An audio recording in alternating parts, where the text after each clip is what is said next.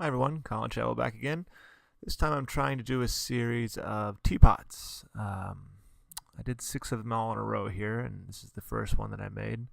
I tried to vary the shape for each one and try to make one as unique as possible while still trying to hold on to my theme of negative space and trying to make indentations or holes or tunnels and all these. So this first one is a real simple, small, bowled out teapot.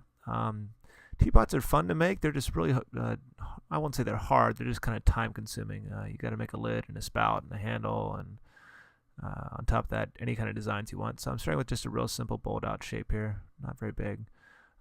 These type of lids that I make are really easy. They're probably the easiest kind to make. You just make an indentation in the lip of the lid you're making, and then you just press down on some clay here to expand a lid out while measuring with calipers to make sure you'll fit within that little lip you made. So I try to make them pretty thin. I always use up more clay than I need to when I'm making these guys, and just cut off what I don't need. So this is a tiny little lid that will fit perfectly. Okay, and now I'm just going to go ahead and throw my series of spouts off the hump here. So I'm just centering one large piece of clay, and then I'll just throw my spouts off this. So it's just, spouts are not hard. They just kind of, again, you just got to be really slow with the clay and kind of keep compressing, and you're going to get really wobbly at the top here and just keep cutting off the parts you don't want. But I'm making a little spout since it's a little teapot, and I just cut off the part I want.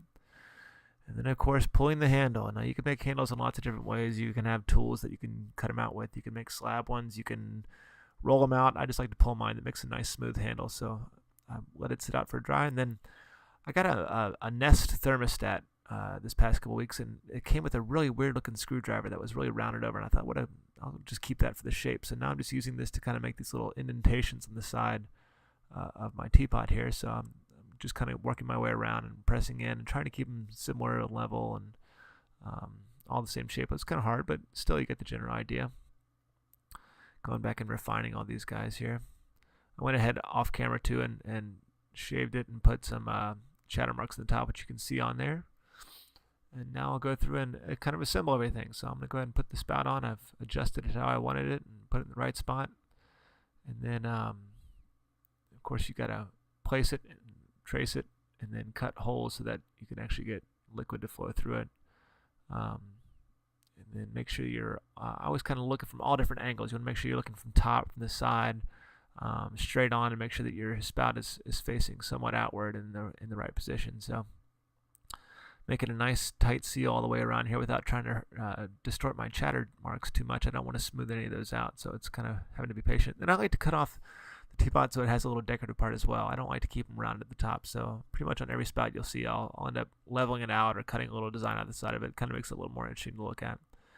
And here's one of the pulled handles that I made, and this is just going to be a real simple attachment here. I'm just going to score the top, score the bottom, and kind of give it a nice tight angle bend here.